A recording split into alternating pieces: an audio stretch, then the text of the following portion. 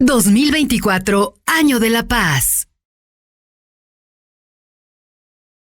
Buenos días, compañeros, ¿cómo están? Me da mucho gusto el día de hoy seguir la capacitación. Por ahí se van conectando, pero pues no hay ningún problema porque vamos a grabar la conferencia para después distribuirla y de esa manera empezar a generar capacitación continua. En ese tenor y bueno, con el compromiso que teníamos ahí en la jurisdicción Fresnillo, jurisdicción número 3, que ahora va a cambiar a ser distrito con el bienestar, pues teníamos el compromiso de capacitar debido a la situación que se ha venido dando. Y bueno, yo creo que nos vamos a dar la tarea de grabar hoy la presentación que nos va a hacer favor de llevar a cabo el doctor Carlos Andrés Rodríguez Cabral, junto con su residente, para ponernos en contexto de cómo están trabajando en el hospital de la mujer y cómo están abordando estos casos de hemorragia obstétrica que llega a un punto de convertirse en una urgencia y eventualmente podemos detectarlas previamente y protocolizarlas para mandarlas de una manera oportuna y prevenir con eso el indicador de muerte materna. En ese contexto, pues el día de hoy vamos a empezar nuestra capacitación. Nada más quería pedirle al doctor Carlos que si ya vemos por ahí su presentación, nada más quería ver si pueden abrir su micrófono para hacer unas pruebas antes de empezar.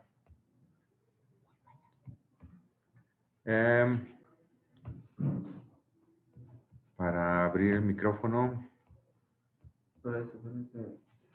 para quitarlo de silenciar. ¿No sabes dónde es? Aquí está, silenciada. Bueno, ¿me escuchan? Doctor. Sí, ahí te escucho perfecto. Muy bien, entonces, bueno, sin más preámbulo, le agradezco al doctor Carlos Andrés Rodríguez. Ya estamos grabando la presentación y pues vamos a tener la encomienda de distribuirla en las diferentes jurisdicciones. Entonces, doctor Cano, le agradezco su participación y pues le cedo los micrófonos y sin más preámbulos empezamos, ¿no? Gracias.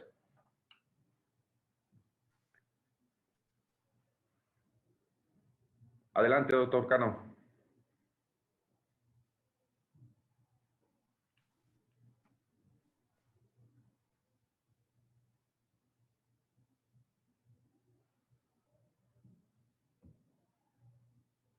¿Nos escucha?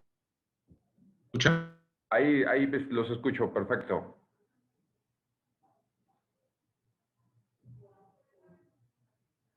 Ahí. Como que tiene un poquito de interferencia, pero sí se escucha.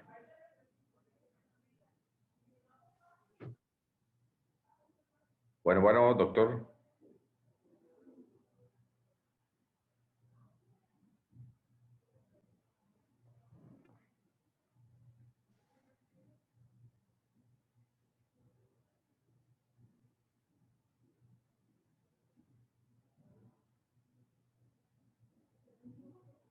Bueno.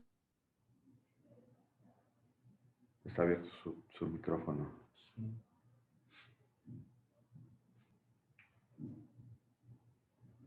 Doctor Carlos, creo que nada más tiene ahí un falso contacto con su micrófono. No sé si lo podamos corregir.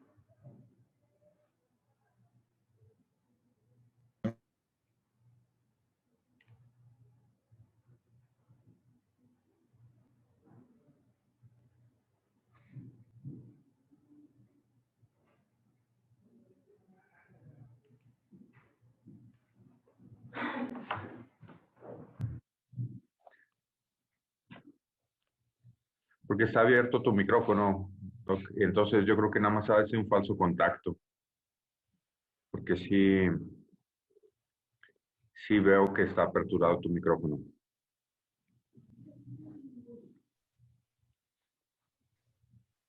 ¿Se escucha? ¿Le doy la plática ya? O sea, ¿se ve ya en la pantalla que avanzan las diapositivas o no? Sí, ya se ven las diapositivas y ya te escuchamos, doctor. Adelante, yo creo que podemos empezar.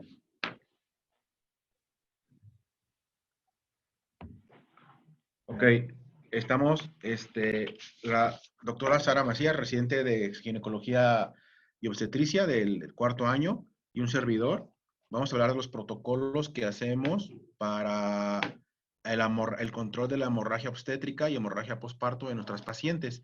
Todo el protocolo que hacemos durante el sangrado, que se presentan en las pacientes en el parto, en la cesárea o en las cirugías obstétricas, y el protocolo que estamos realizando para el acretismo y las pacientes que tienen algún problema de invasión placentaria, ya sea vesical, uterina o intestinal.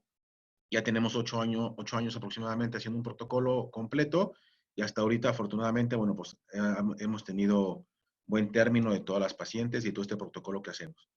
Vamos a empezar con la doctora Sara para empezar con las cosas básicas de la hemorragia y los objetivos que tenemos que realizar. Hola, buenos días. Mi nombre es Sara Macías, soy R4 de ginecología y vamos a empezar con las definiciones, un poquito de epidemiología para entrar todos en contexto y ya posteriormente abordar el tratamiento que tenemos en nuestro hospital. Sabemos que la muerte materna va a ser uno de los principales indicadores que van a tener como es un indicador de desarrollo, pues, de las naciones. Entonces, los niveles de muertes maternas que hay en cada país, pues van a ser o van a evidenciar la falta de acceso o la falta de conocimientos de todo un sistema de salud. Entonces, la muerte materna pues se tiene que abordar de una manera bien específica y protocolizada para que tengamos una adecuada atención con nuestras pacientes. Tenemos que en el 2022 y también este año la hemorragia posparto va a ser o fue la principal causa de mortalidad materna y pues bueno, en nuestro país actualmente todavía persiste como un problema de salud pública. Tenemos a nivel mundial que ocurre en el 5% de todos los nacimientos y va a ocasionar hasta 140,000 muertes al año. Se dice que una muerte materna en el mundo se da una cada 4 minutos. Entonces, pues bueno, todavía son muy frecuentes y pues nos habla de que nos falta mucho a nivel mundial. Pero como sabemos, del 80 al 90% de todas estas muertes maternas pudieron ser prevenibles o son prevenibles. Y pues todo se basa en la atención que tengamos y en la forma de actuar. Sabemos que tenemos que tener una actuación decisiva, una actuación inmediata y pues bueno, como ya lo dijimos, hasta el 80% de las muertes maternas van a ocurrir en menos de 4 horas. Como definición, tenemos que se va a dividir en primaria y secundaria. La primaria hablamos que ocurre dentro de las primeras horas o en el puerperio inmediato, y la secundaria es ya posterior al puerperio inmediato, que es después de las 24 horas. Tenemos o se clasifica según la pérdida de mililitros que se cuantifican durante pues, la hemorragia. Una hemorragia leve, vamos a hablar de una pérdida de entre 500 y 1000 mililitros.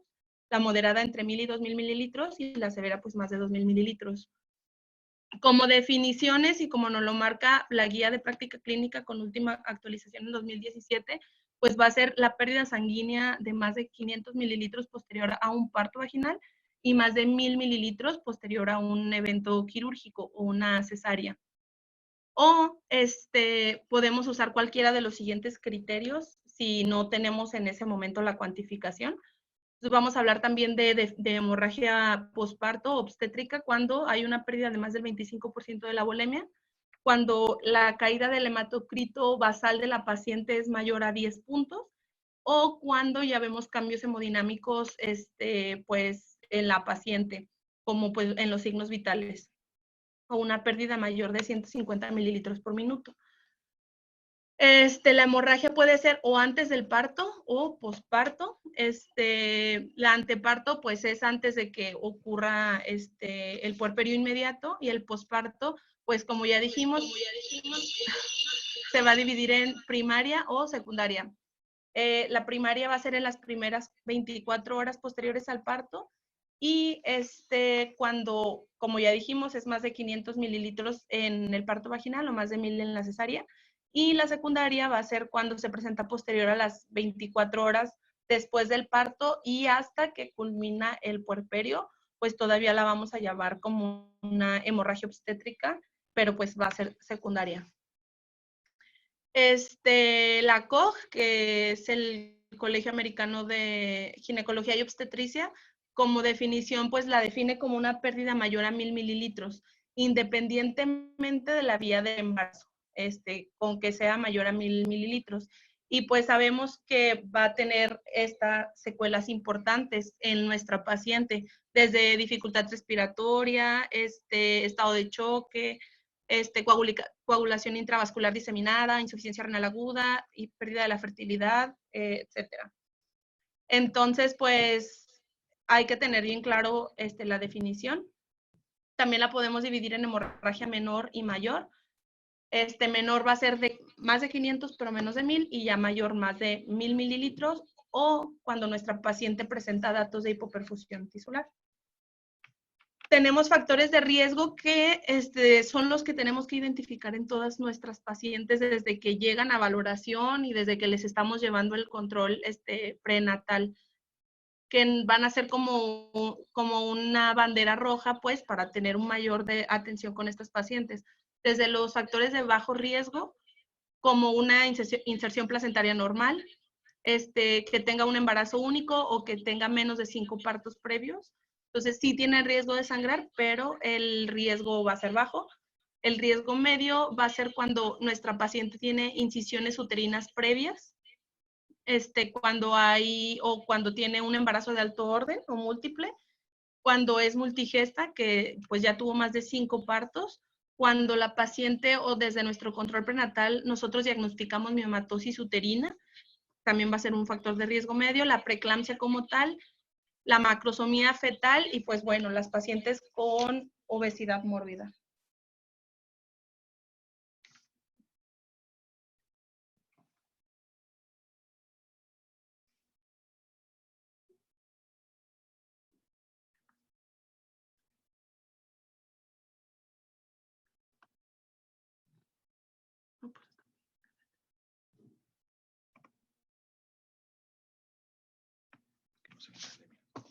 No sé. A ver, permíteme. Me dijeron que no se ve. Vamos acomodando las diapositivas porque no se ven que avanza.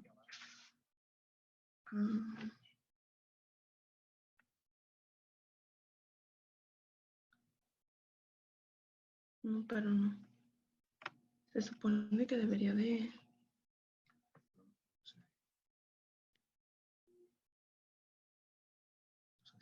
Uh-huh.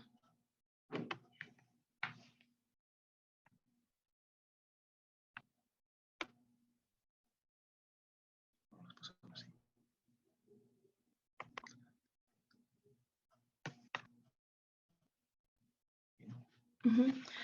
A ver, pero porque es que después hay unas que tienen como... Y sí se ve que va cambiando. Cuando pones así, no. Ok. Es que ponen... Bueno, está bien.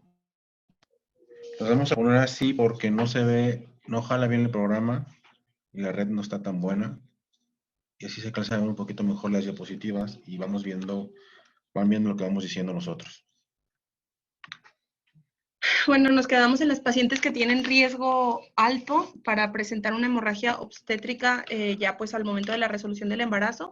Y pues bueno, las de riesgo alto, que son pues las principales que debemos de identificar o referir a tiempo cuando nosotros las identifiquemos, va a ser pacientes que les hagamos un diagnóstico de placenta previa o inserción baja, pues como tal el acretismo placentario, ya sabemos, cuando tienen un hematocrito en sus estudios pues basales o antes del parto de menos 30%, cuando la hemoglobina está en 9 gramos sobre decilitro, cuando tienen plaquetas abajo de 100,000, cuando hay un sangrado activo antes de la resolución del embarazo o cuando la paciente tiene trastornos de la coagulación ya conocidos o que use anticoagulantes o que tenga un antecedente de hemorragia posparto. Entonces es bien importante que eso sí lo identifiquemos pues desde las primeras visitas de nuestro control prenatal para que las pacientes puedan ser referidas pues a tiempo.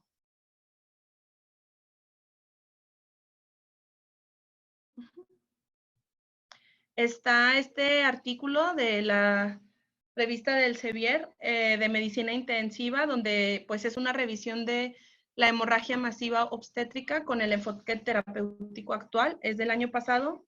Y pues bueno, aquí nos habla o llegan a la conclusión de que las pérdidas sanguíneas de más de 2.500 mililitros de sangre, pues se asocia casi siempre, en la mayoría de las veces, a un ingreso a las unidades de terapia intensiva. Y pues la mayoría de las veces estas pacientes terminan en histerectomía. También se llegó a la conclusión que las pacientes que tienen la pérdida durante la hemorragia de más de 4 gramos sobre decilitro, pues en la hemoglobina o el descenso de la hemoglobina en esas cantidades, pues van a tener la necesidad de transfundir pues varios concentrados de paquetes de hemoderivados. Y por lo tanto, pues van a tener mucho más riesgo de que las pacientes caigan en una coagulopatía o se tenga que realizar un procedimiento invasivo para su tratamiento. Como sabemos, hay mecanismos por sí solos fisiológicos que van a limitar la hemorragia obstétrica. Entonces, pues bueno, ¿cuándo va a empezar la hemostasia como mecanismo fisiológico? En cuanto la placenta se separa pues, del miometrio. ¿Por qué? Porque hay una combinación de mecanismos. La primera, pues ya sabemos que es la contracción del miometrio, que va a ayudar a que se compriman los vasos del lecho placentario y por sí solo va a causar una hemostasia mecánica. Y pues aparte los factores hemostáticos residuales locales y los factores de la coagulación sistémicas que pues van a causar la coagulación como tal. La etiología, ya todos lo sabemos, son las 4 T's. Por orden de frecuencia, pues la principal es atonía, que es la causa del hasta el 80% de hemorragia obstétrica. La segunda T es el trauma, que es el causante de un 15 a un 20% pues, de esta entidad. Después la T de tejido, del 10 al 5%. Y por último, la trombina, que es menos del 1%, que es cuando los pacientes tienen pues, problemas de coagulación. Vamos a empezar con la primera etiología, que es el tono. Y pues bueno, es cuando las pacientes tienen una anormalidad en la contracción uterina, que ya sabemos que es uno de los principales mecanismos para que pues no haya tanta pérdida de sangre. Puede ser el problema primario o porque está con el útero atónico, porque la paciente tuvo una sobredistensión uterina o porque estaba diagnosticada con hematosis uterina y a lo mejor no nos dimos cuenta durante el control prenatal. ¿Cuáles van a ser los factores de riesgo también que, aparte de las causas primarias, pues que tengamos un uso prolongado de la oxitocina, gran paridad en la paciente, un polidramnios, que la paciente tenga un embarazo de alto orden, o que nosotros al momento del alumbramiento hubiéramos hecho una tracción excesiva del cordón umbilical. Entonces, bueno, como el factor de riesgo principal, pues en esta causa, tenemos que el principal va a ser el embarazo múltiple, con un riesgo relativo de hasta 4.67. Entonces, pues esas pacientes identificarlas bien y pues estar como que tener el protocolo para al momento de la atención del parto, usar los uterotónicos o tenerlos disponibles o pensar en algún procedimiento extra después de la etiología. La segunda T, que es el trauma, pues la mayoría de las veces es por un trauma genital, ya sea que una episiotomía no se esté sangrando, que el cervix se haya lacerado o desgarros vaginales y perineales. Entonces esos los tenemos que identificar porque pues van a ser la causa de la hemorragia y tenemos que pararla, o la ruptura uterina. Los factores de riesgo, pues es una paciente que tiene parto vaginal, obviamente, o que haya hecho un parto precipitado. Y pues bueno, la principal de las causas de las pacientes que tienen hemorragia obstétrica por esta causa, pues van a ser los desgarros perineales y las laceraciones cervicales. Entonces, pues al momento de la atención del parto, sí hacer una revisión cuidadosa de todo el canal de parto y pues asegurarnos que a lo mejor tiene buen tono, pero pues si el cervix está desgarrado y no nos damos cuenta, esa paciente nunca va a dejar de sangrar. El tejido, pues la principal es la retención placentaria. ¿Cuándo? Cuando hay una retención placentaria o cuando hay problemas de acretismo placentario. que tal vez no se diagnosticó durante el control prenatal y pues bueno, esa paciente nunca va a dejar de sangrar, por eso es tan importante la identificación de estas patologías.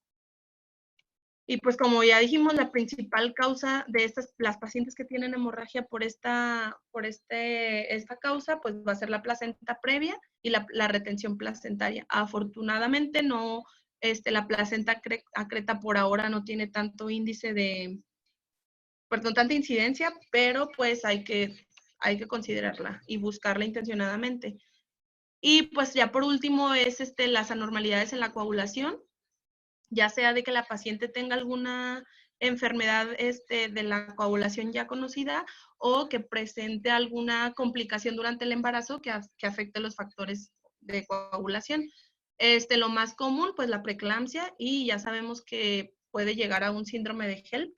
Entonces esas pacientes van a sangrar sí o sí por la deficiencia de los factores, por la disminución de las plaquetas, entonces pues hay que tenerlo bien identificado o en mente. Pues factores de riesgo para que presenten algún problema de la coagulación, pues el desprendimiento prematuro de placenta, cuando las pacientes tienen petequias o cuando antes de empezar el procedimiento quirúrgico o antes de la resolución del embarazo, pues ya tuvieron algún episodio de sangrado. El principal factor de riesgo pues es en pacientes que usan anticoagulantes. El diagnóstico clínico, ¿cómo nos vamos a dar cuenta? Pues bueno, la pérdida de sangre va a ser evidente, pero también hay pacientes que pues pueden tener sangrado oculto y no nos vamos a dar cuenta hasta que empezamos a notar cambios hemodinámicos en nuestras pacientes. El principal signo pues va a ser la hipotensión, pero sabemos que es un signo tardío, ya lo vamos a ver más adelante, pero cuando las pacientes ya empiezan a presentar descompensión hemodinámica, ya perdieron más del 30% del volumen total. Entonces, pues ese es como un signo que no lo vamos a ver hasta que la paciente ya lleva bastante cantidad de sangre perdida. La frecuencia cardíaca, pues ya sabemos, son pacientes que van a estar taquicárdicas, el estado de alerta, hay que pues estarlo vigilando, el gasto urinario y pues la saturación.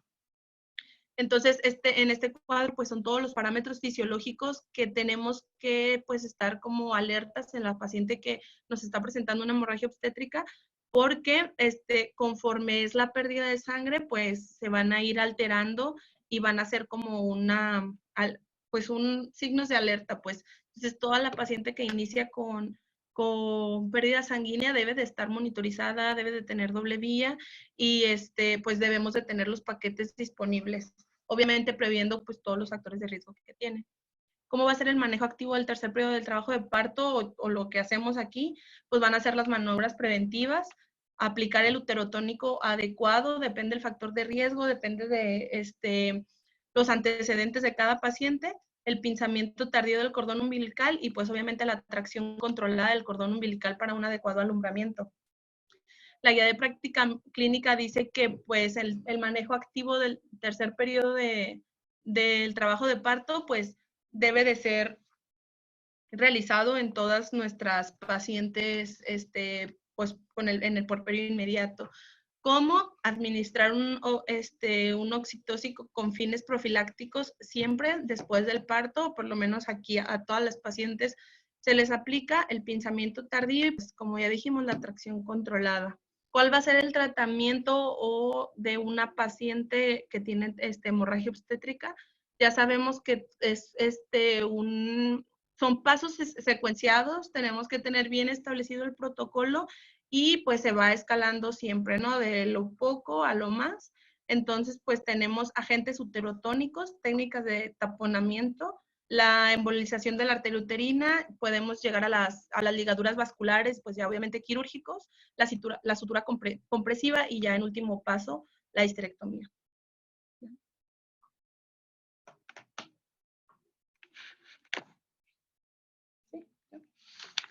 Bueno, como primer escalón, tenemos que el uso de uterotónicos, que pues ya sabemos que la mayoría de las pacientes que presentan hemorragia obstétrica, o por lo menos que la causa es atonía uterina, como ya vimos que es hasta el 80 al 90% de todas estas pacientes, con el uso adecuado de los uterotónicos vamos a controlar la hemorragia obstétrica y pues va a ceder. Entonces, pues tenemos que tener bien estandarizados las dosis y también pues saber qué es lo que tenemos nosotros disponible en nuestro hospital y qué es lo que vamos a poder utilizar en caso de que se nos presente una paciente de este grado. Ya sabemos que pues hay diferentes tipos y como ya dije, se van usando en escalas. Primero empezar como con los más comunes o los que están, que tienen más efectividad como primer uso y ya pues ir escalando depende de la respuesta de la paciente. Sabemos que primero, el primer escalón va a ser la oxitocina, después va a ser la ergonovina, claro, si nuestra paciente tiene alguna contraindicación para su uso. Después la carbetocina, como cuarto escalón vamos a utilizar el misoprostol y pues bueno, si tenemos a la mano el ácido tranexámico, ese sería el último escalón. Esta es una tabla en donde vienen las presentaciones de todos los uterotónicos, el efecto, el tiempo que se tardan en tener acción y pues las dosis con las que lo vamos a usar. Es bien importante que todos los que estén encargados de la atención del parto sepan cuál es el mecanismo de acción de ese medicamento y cuánto tarda en hacer este efecto para que nosotros podamos decidir pasar al siguiente escalón o no. Porque, por ejemplo, es una paciente que está sangrando, le ponen la oxitocina y ven que sigue, pero ni siquiera hemos esperado el tiempo de acción del medicamento y ya están indicando otro uterotónico. A veces ponemos uterotónicos que probablemente no eran necesarios solamente porque no sabemos en cuánto tiempo va a hacer efecto o cuánto tiempo de verdad deberíamos de esperar para nosotros ver una respuesta en la paciente. Entonces, pues bueno, ahí es la tabla, no nos vamos a detener en cada uno para no hacerlo tan largo. Pero bueno, la COG dice que la hemorragia posparto pues se va a evitar pues haciendo el manejo activo del trabajo de parto. Entonces, ellos recomiendan la aplicación de oxitocina, depende, de 10 a 40 unidades por cada 500.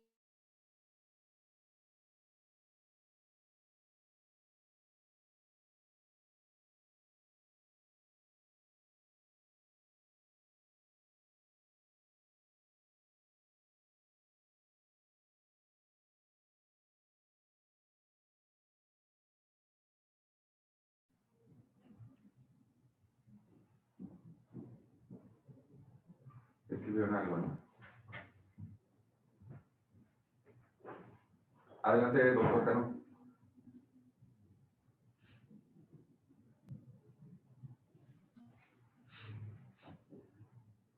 Sí, está habilitado el doctor. Ahí está. Permitir el participante estudia su micrófono. Pero ya lo teníamos listo. Sí, Ya.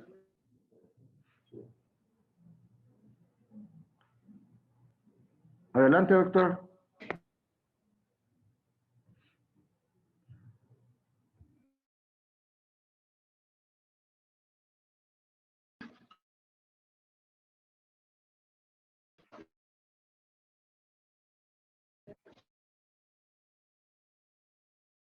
¿Se escuchan?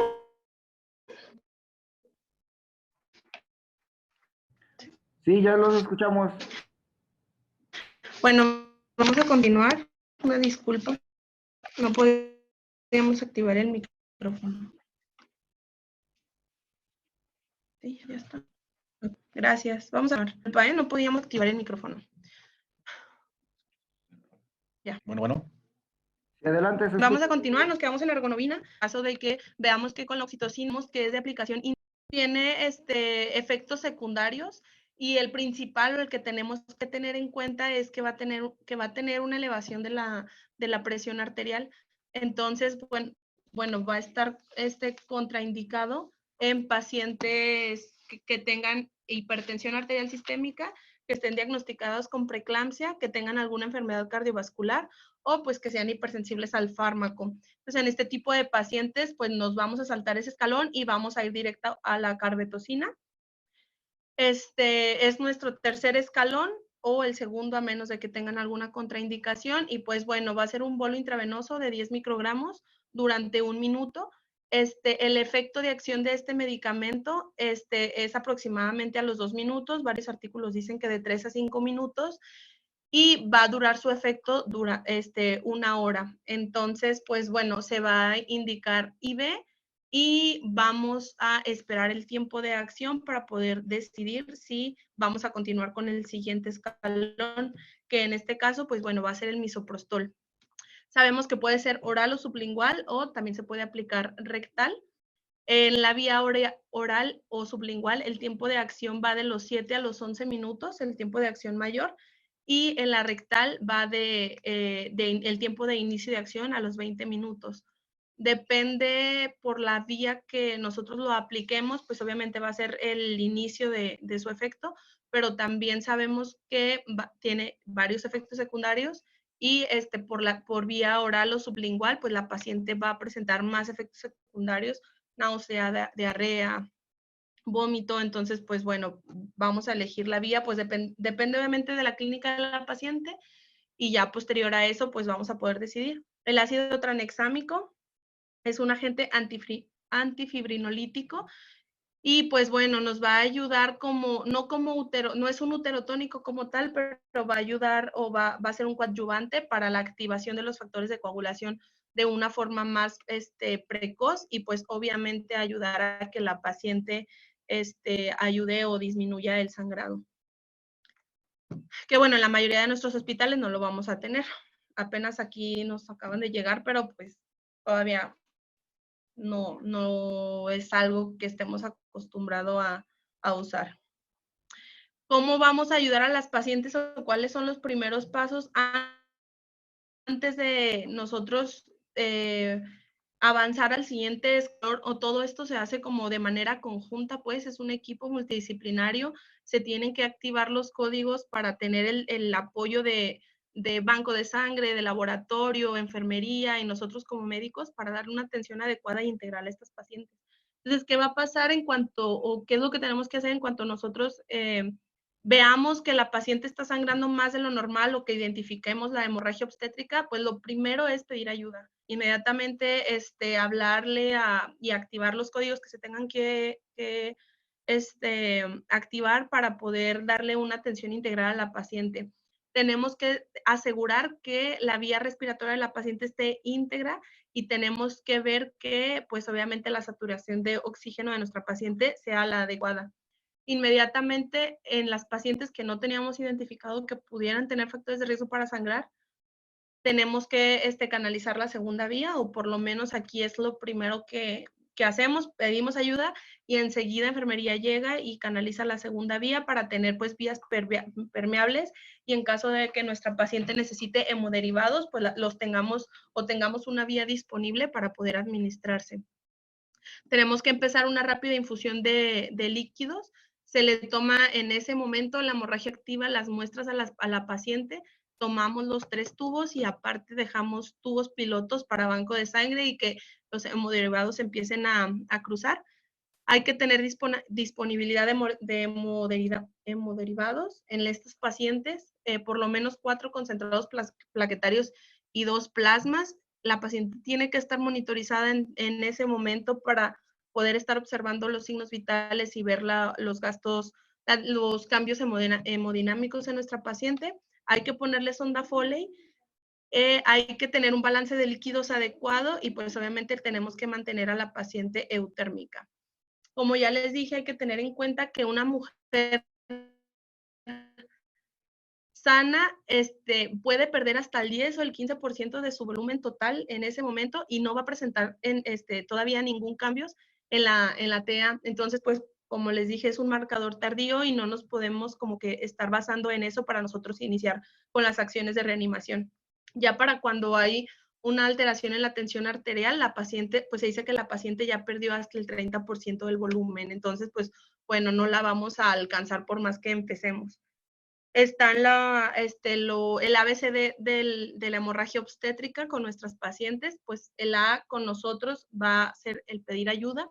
En ese momento, el B es mantener la vía respiratoria permeable, asegurarnos que tenga una adecuada vía respiratoria. El C de circulación, que pues vamos a empezar con la restitución de líquidos. y hemoderivados en caso necesario. La D son los medicamentos y pues tenemos que empezar con la escala de los uterotónicos. Hay que evaluar el estado de alerta. La E va a ser el control de ambiente, asegurarnos pues que todo el equipo esté trabajando en armonía y que todos tengan como que la misma sintonía. Y pues obviamente la FD, la frecuencia cardíaca fetal. En caso de que nuestra paciente todavía, pues todavía no se haya resuelto el embarazo.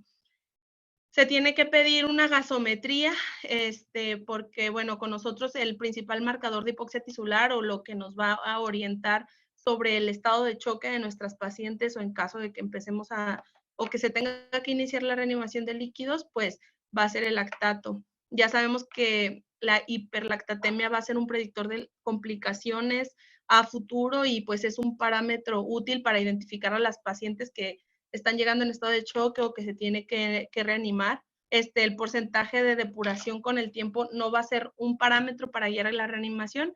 Y pues bueno, aparte de la gasometría, como ya dijimos, vamos a tener más parámetros que nos van a estar indicando el estado de nuestra paciente o el estado de choque.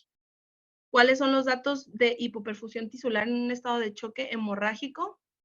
Pues bueno, principalmente trastornos en el estado de alerta de nuestras pacientes, ansiedad, confusión, y pues hay que ver la escala de coma de Glasgow. El índice de choque cuando es mayor a 0.9, pues también ya nos está indicando que, pues la paciente necesita ya reanimación y necesitamos tomar otras medidas.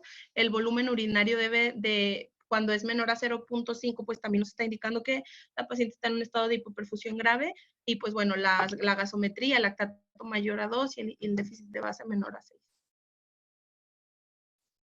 Los datos de severidad del choque hipovolémico, pues va a ser cuando la paciente ya está en un estado de estupor o coma, cuando el índice de choque está por arriba de 1.7, el volumen urinario menor a 3 mililitros por kilo por hora, y pues bueno, ya en la gasometría vemos un lactato mayor a 10 y un déficit de base menor a 10.